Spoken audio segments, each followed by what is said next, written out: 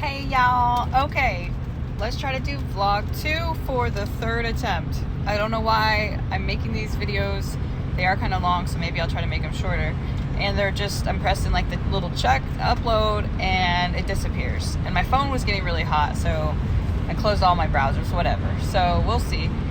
Vlog 2, haters gonna hate. Let's talk about the Nathaniel Coleman situation. Okay, I made so many videos I didn't fucking post or freaking post, so I don't know like what I talked about when. So I'm just gonna the overview. This is a guy who got a dog from us. He got the hips checked, the elbows checked, and he was taking the dog to dog shows, getting professional photography. These are the kind of co-owns that we want for show homes, right? The people that actually put in the work, or so it seems. He sent him with a handler, you know.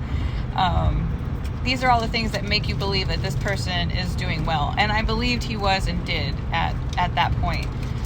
He also, I saw Boston George in person. I'm like, nah, he ain't it. He's half the size that I want dogs to be showing should be, you know, in many ways. So cool dog, pretty pictures, but not a stud that you want to be showing or breeding too much. I mean, Chris is like, the genetics are there. The dog just doesn't look the part, right? So we replaced him with Nicholas, which is the black and white Rocky son, and he has a little blue female from us named Gelato.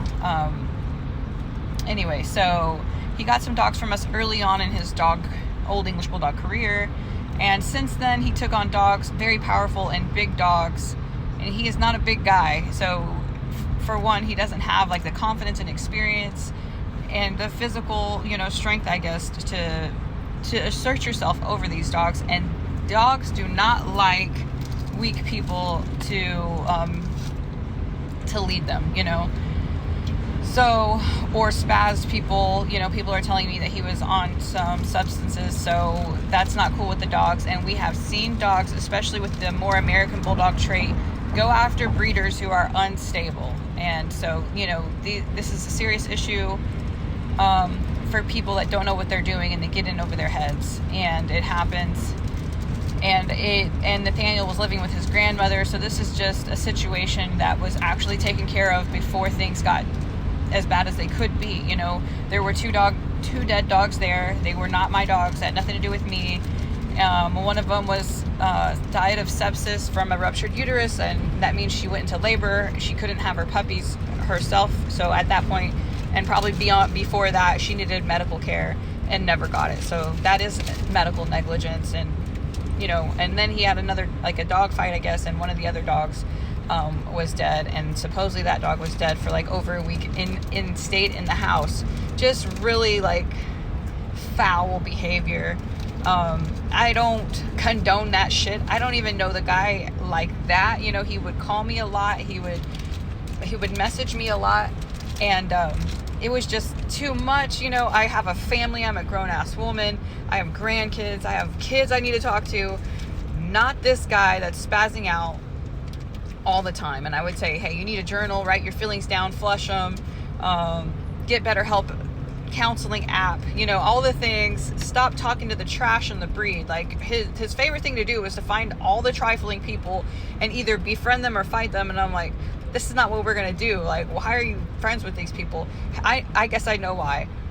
They have the ability to talk to him on the phone all day. I don't. You know, I'm a professional.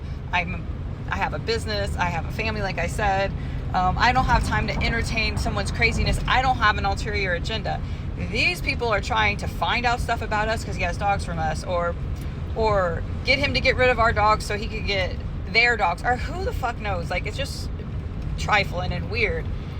So crazy part is, these are the same people that are blaming Nathaniel's going to jail and getting dog charges on me. Or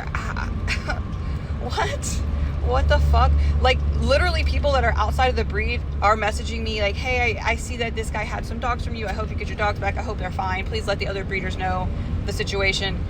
Because it is plain as fucking day to animal rescuing people that this has nothing to do with me. But the oldie people are just like, oh, Chris and Gina, strike again. Oh, I knew everything that people say about him was true. consider your sources, bro. If it's all trifling people that have nothing to do but be cancer in the breed for 10 plus years, that's your people, cool, fuck off and leave us out of it. You know, you're not our people. We're not in competition with you. You have the internet. TikTok's free. Post your videos. Show people your setup. You know, if you have a barn, let's see your setup. If you have kennels, let's see your setup. Don't just talk shit about other people. Let's see what you're doing. Are you adopting out adult dogs? Are you being a pillar of your bulldog community? Or are you cancerous and you need to be excised and squashed and exterminated, you know? And all that shit's coming, because don't think that I don't have videos upon videos of Kelly Martin starving my dog to where all the bones in his head pop out. Just because I never posted that shit because it freaked me the fuck out doesn't mean that I don't have everything, including the notarized affidavit stating that the dog was gone 3 months and left about 85 pounds and came back at 58 pounds, and that her friends told me she starved the dog, and her other friends told me, hey, you need to go get your dogs. That's how all that shit happened. She was being a freak because I took her off the group, or I had more than her as an admin, and she was spazzing the fuck out about the group. But all y'all motherfuckers are friends with her, and she actually caused harm to dogs. And go to her house right now and see how her animals live and her family and her kids live. But I haven't posted anything about it yet. Chris did. So, you know, if you have a time to go back a couple years, you could see that. But at the time, she's starving my dog, and here comes all the freaks of the breed blaming me. And then the same shit happened with Godzilla. We sent him to Jimmy Pullen, and he said, hey, I got someone that can... We traded Leadfoot from Jimmy for Godzilla. We had used him. We liked Jimmy, trusted him and his wife.